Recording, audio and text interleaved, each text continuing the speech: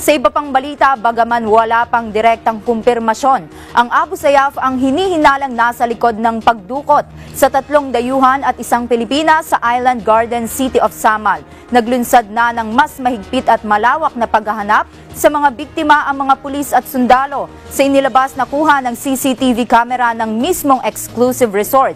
Makikita ang mga bandidong grupong may mahabang armas at tangay ang mga dinukot na dayuhan.